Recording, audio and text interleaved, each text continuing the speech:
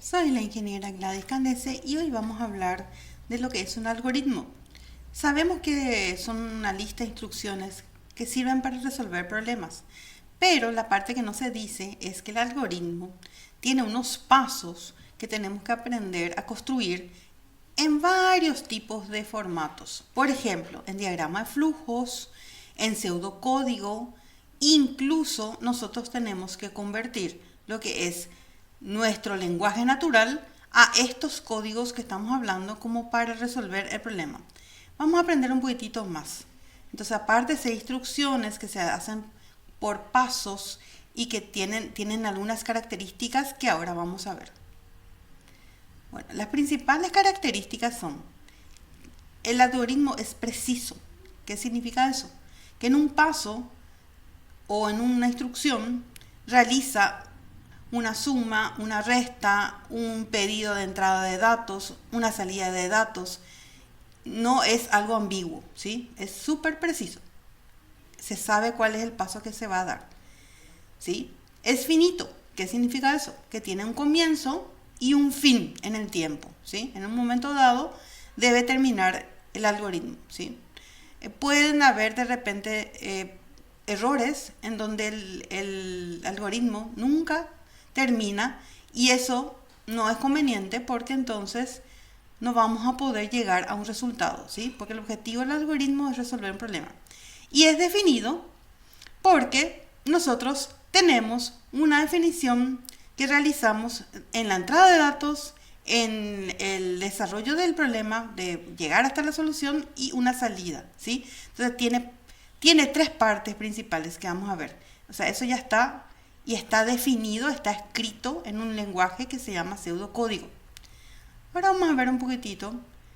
Estas son las partes que hablamos recién justamente, que es la entrada. Acá se definen los datos, se colocan unas variables que le damos un valor inicial y inicia el proceso, que en el proceso justamente se hacen las acciones: la suma, la resta, el pedir datos, el calcular. Todo eso es el proceso. Y por último, se obtienen los resultados en la salida, ¿sí? Entonces son las 3 partes que tiene un algoritmo principalmente. Acá podemos ver los tipos de datos. Yo les coloqué algunas fuentes en donde ustedes pueden encontrar más información incluso, ¿sí? Como están viendo, los datos se dividen generalmente en numéricos, carácter y lógicos, ¿sí? Los numéricos, otra vez, pueden tener muchas otras formas, por ejemplo los reales, los enteros, y los reales lo trae con decimales y de punto flotante, pero hay más definiciones de numéricos que necesitamos de repente, ¿sí? Entonces, esto es lo básico, lo mínimo. También en datos tenemos el carácter y la cadena de caracteres, ¿sí? Una cantidad de caracteres juntos. Después en los lógicos tenemos unas operaciones lógicas. Por ejemplo, ahí vamos a ver de qué es mayor, menor, operaciones incluso de cálculo que vamos a ver un poquitito más adelante.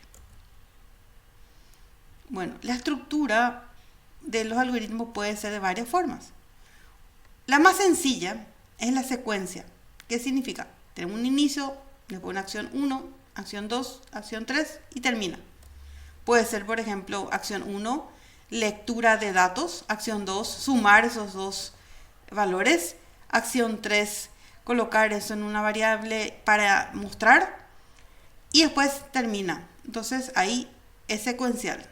Siempre hace estos pasos en forma una detrás de otra, ¿sí? Por eso es secuencial. No hay una repetición, no hay una condición. Bueno, después están 2 tipos de estructuras diferentes. Una es la condicional y otra es cuando se repite. En este ejemplo vemos la repetición y también vemos la condición. La condición está dada en la pregunta. Pregunta: ¿Vm es menor o igual a 4,5? Sí, realiza entonces lo que está ahí en SP es igual a Vm y espera. No, vuelve a preguntar, ¿sí? Entonces, esto que estamos viendo es una condición, ¿sí? Es una condición. ¿sí o no? Y la repetición se da, como están viendo acá, vuelve hasta el final y dice, bueno, si no se cumplió todavía, vuelve a repetir todito el proceso, ¿sí? Vuelve a repetir todas las secuencias de acciones que estamos viendo. Entonces, podemos tener condiciones que nos ayudan de repente a hacer otra vez la consulta y repetición cuando varias acciones las volvemos a realizar, ¿sí? Bueno, vamos a ir viendo eso mucho más adelante y vamos a ir viendo exactamente cómo se llaman, porque hay muchas formas de hacer repetición y la condición también hay varias formas de hacerla, ¿sí? Bueno, tenemos que saber que el diagrama de flujo es una forma gráfica de diseñar los algoritmos y una de las formas más fáciles de visualizar qué hace nuestro algoritmo, cuál es el objetivo del algoritmo y también eso es fácilmente convertible a pseudocódigo o a un lenguaje de programación, ¿sí?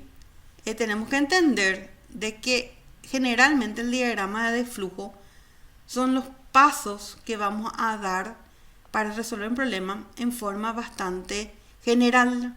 Cuando ya hacemos la programación, hay muchos otros factores que tenemos que tener en cuenta para que funcione nuestra programación, ¿sí? Bueno, fíjense que esto estamos repasando, tenemos algunos símbolos y vamos a adoptar estos símbolos porque hay varios autores que utilizan otros símbolos. El símbolo que están viendo, el primerito que se llama terminal, nos ayuda a determinar cuándo inicia nuestro algoritmo y cuándo termina. Ahí se pone en general la palabra inicio y se pone la palabra fin, ¿sí? Adentro de ese rectángulo redondeado. Bueno, después está la entrada y salida, como están pudiendo ver. Bueno, la entrada y salida, como están viendo, es generalmente para leer datos o para imprimir datos. El siguiente rectángulo es para realizar los cálculos o operaciones que nos permiten. La salida de impresora, ¿sí? La salida de impresora tiene generalmente esta forma en casi todos los que muestran cómo son los símbolos de diagrama flujo, colocan esta pequeña forma que parece un rectángulo y uno de los lados tiene una forma curvilínea, ¿sí?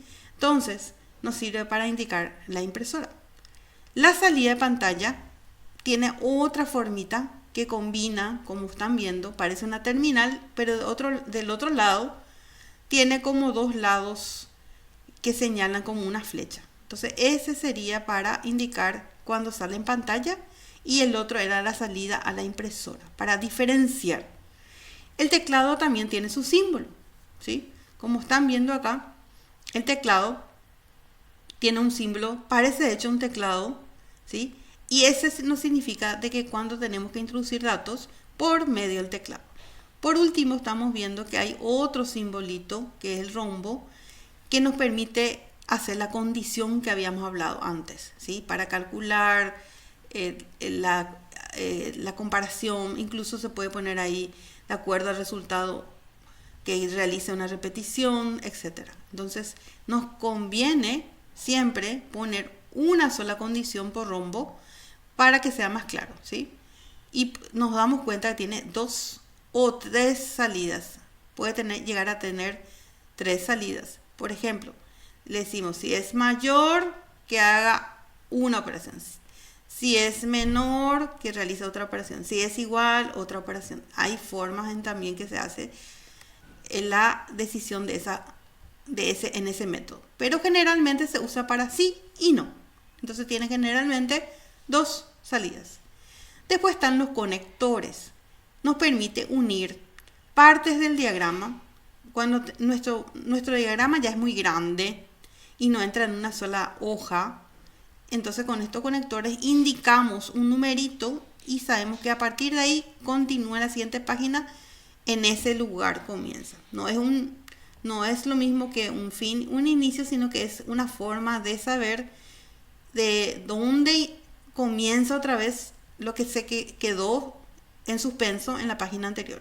Y estas flechas nos indican el flujo de la información.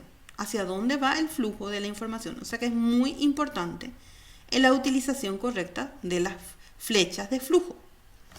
Bueno, esta es solamente una introducción para que ustedes recuerden y puedan hacer los ejercicios.